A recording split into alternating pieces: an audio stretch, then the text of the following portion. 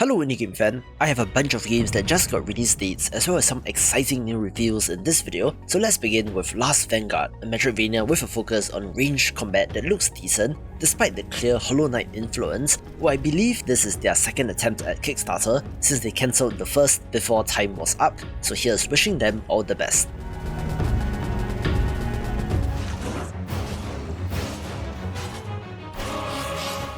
This next title is a curious one since Morbid, the Lords of Ire is the sequel to a relatively unknown game from 2020 named Morbid the Seven Acolytes, where that game flew under the radar since it released in December, being a top-down Souls-like entry, where the sequel takes it into full 3D, and it appears to be the same main character, looking kind of neat, with a release sometime later this year.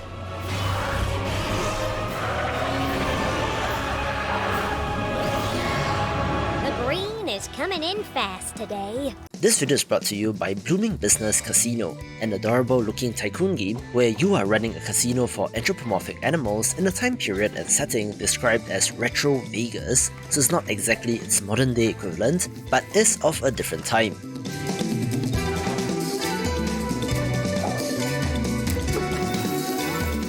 You're building up your establishment in typical tycoon game fashion, having to place the various machines and tables, as well as to hire and manage staff in order to turn a profit.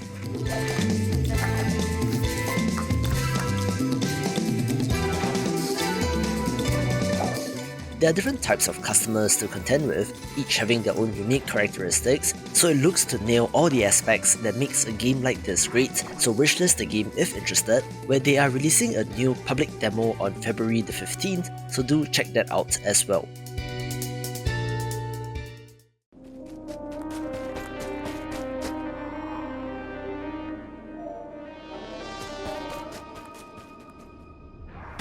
Another improved entry to watch is Bleak Sword DX, which I believe is an enhanced re-release of Bleak Sword, which was released on Apple Arcade in 2019, being a minimalist action-adventure title with perhaps some Souls-like influence.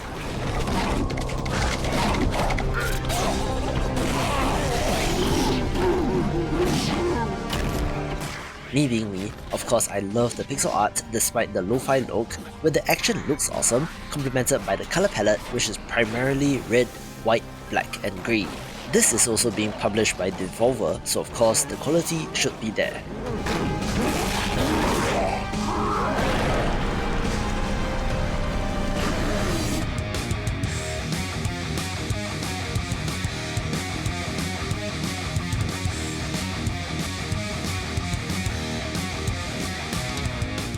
An impressive looking title that has already been fully funded on Kickstarter is Roots of Yggdrasil, a Norse mythology themed roguelite city builder that adds in a stronger narrative aspect.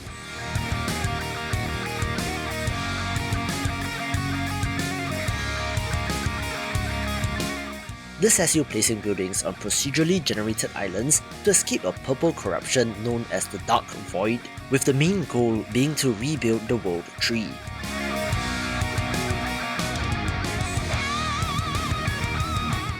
In between runs, you have a home base which you can permanently upgrade, leading to more unlocks and perks to make each run more successful, perhaps even adding a little bit of Hades style narrative structure to this game.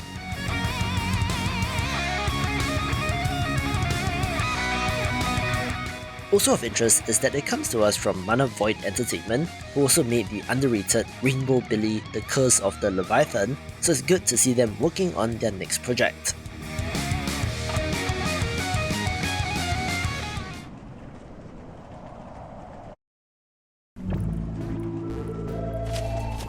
Animal Well made headlines recently since they are the first game to get signed by YouTuber Dunkey, who is publishing the game with his company Big Mode, where a new gameplay trailer just released for this unconventional Metroidvania.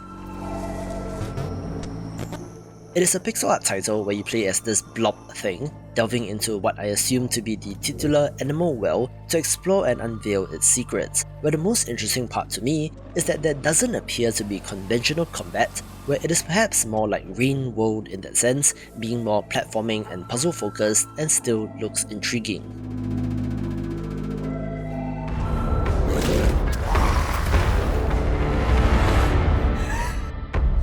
A nightmare woke him up.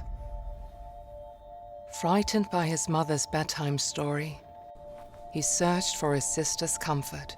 Honestly, this game still freaks me out, where Bramble, the Mountain King is a horror adventure platformer that seems similar to games like Little Nightmares, where the enemy designs are absolutely grotesque, getting a release date which is relatively soon as well. But she was nowhere to be found. The Bramble covers all where darkness has taken hold.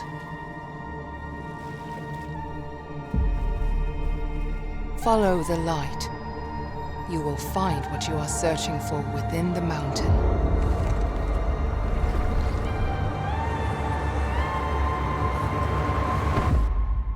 That is what happens when you do not listen to your mother.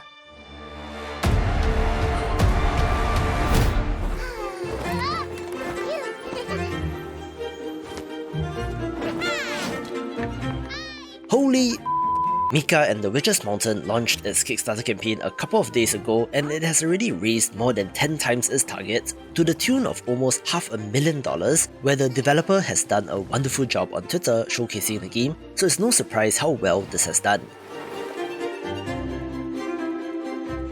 It's a cozy exploration adventure game where you play as a witch, flying around the Island of Winds in order to deliver packages to the residents, being similar to the Studio Ghibli classic Kiki's Delivery Service in concept.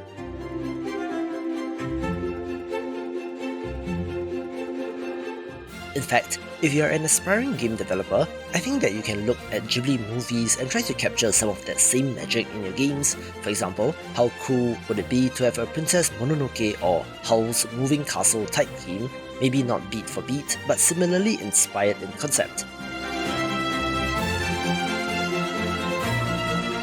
Going back to this title, it does look awesome and flying around does look fun, but I do wonder what progression would be like and how much variety there will be, so fingers crossed this turns out well.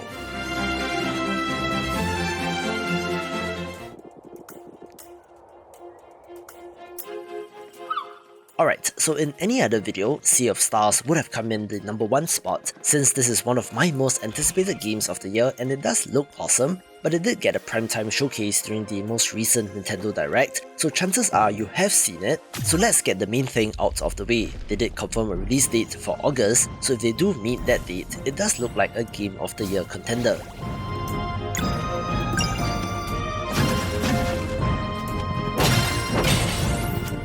It's a gorgeous pixel art title that looks to be inspired by games like Chrono Trigger, where you're using the power of sun, moon, and eclipse magic to defeat the evil Fleshmancer and his minions.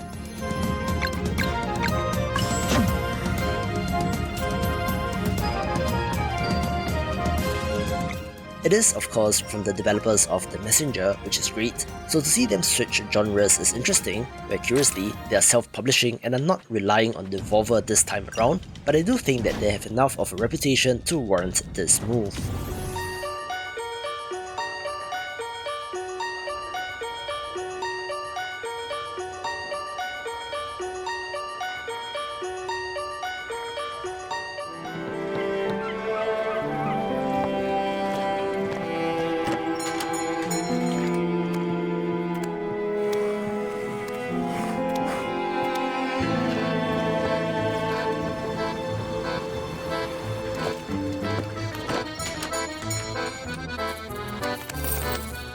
We did also get a new release date trailer for this game as well, where at its core, it's a fishing game where you venture out to fish, return back to sell your catch, use the cash to upgrade your ship, and so on and so forth. But wait, there's more.